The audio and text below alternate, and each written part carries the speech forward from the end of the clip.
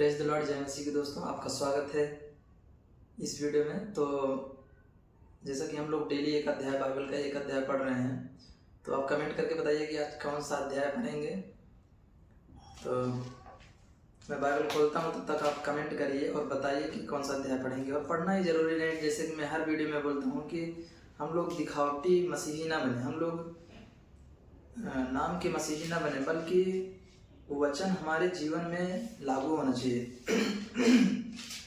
जो हम पढ़ते हैं वो वचन हमारे जीवन में खाली हम पढ़े नहीं, बल्कि वो जीवन में हमारे लागू होना चाहिए, जैसे कि हम डेली बोलते हैं।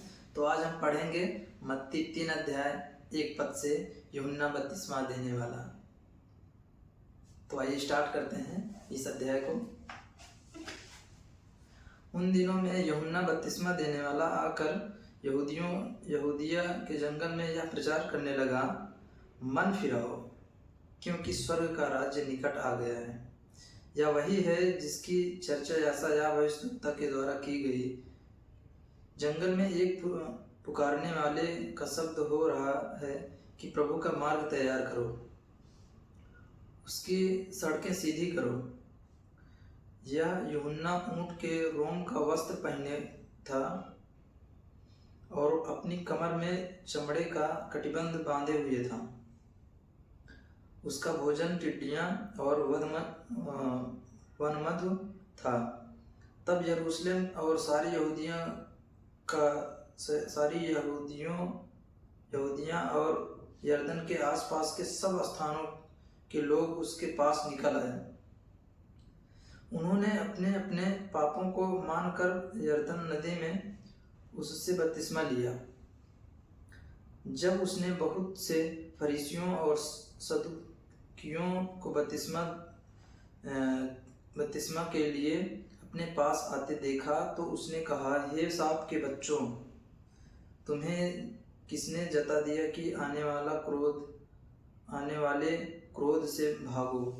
इसलिए मन फिराव के योग्य फल लाओ और अपने मन में यह न सोचो कि हमारा पिता अब्राहम है, क्योंकि मैं तुमसे कहता हूँ कि परमेश्वर इन पत्थरों से अब्राहम के लिए संतान उत्पन्न कर सकता है।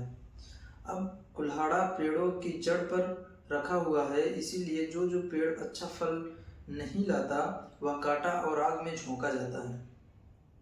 मैं तो पानी से तुम्हें मन फिराव का बपतिस्मा देता हूँ, परंतु जो मेरे बाद आने वाला है वह मुझसे शक्तिशाली है। मैं उसकी जूती उठाने के योग्य नहीं। वह तुम्हें पवित्र आत्मा और आग से बपतिस्मा देगा। उसका सूप उसके हाथ में है और वह अपना खलिहान अच्छी रीति से साफ करेगा और अपने गेहूं को तो खत्ते में इकट्ठा करेगा, परंतु भूसी को उस आग में जलाएगा जो बुझने की नहीं। यूहन्ना द्वारा यीशु का बपतिस्मा। उस समय यीशु गलील से यरदन के किनारे यूहन्ना के पास उससे बपतिस्मा लेने आया, परंतु यूहन्ना यह कहकर उससे रोकने लगा, मुझे तो तेरे हाथ से बपतिस्मा लेने की आवश्यकता है और तू मेरे पास आया है। यीशु ने उसको यह उत्तर दिया, अब तो ऐसा ही होने दे, क्योंकि हमें इसी रीत से सब धार्मिकता को पूरा करना उचित है। तब उसने उसकी बात मान ली और यीशु बपतिस्मा लेकर तुरंत पानी में से ऊपर आया, और देखो उसके लिए आकाश खुल गया और उसने परमेश्वर की आत्मा को कबूतर के समान उतरते और अपने ऊपर आते देखा। और देखो यह आकाशवाणी हुई, यह मेरा प्रिय पुत्र है जिससे मैं अत्यंत प्रसन्न हूँ। Praise the Lord. तो इस अध्याय में हम पढ़ते हैं कि बपतिस्मा क्या है और बपतिस्मा प्रभु कैसे लिया और किससे लिया। जैसे कि आप देखेंगे मत्ती 3 अध्याय 14 पद में, परंतु यूहन्ना यह कहकर उसे रोकने लगा, मुझे तो तेरे हाथ से बपतिस्मा लेने की आवश्यकता है और तू मेरे पास आया है। यीशु ने उसको उत्तर दिया, अब तो ऐसा ही होने दे, क्योंकि हमें इसी रीति से सब धार्मिकता को पूरा करना है। मतलब यीशु मसीह यह बताना चाहता है कि कितना जरूरी है बपतिस्मा लेना। तो क्या आप डेली प्रार्थना करते हैं?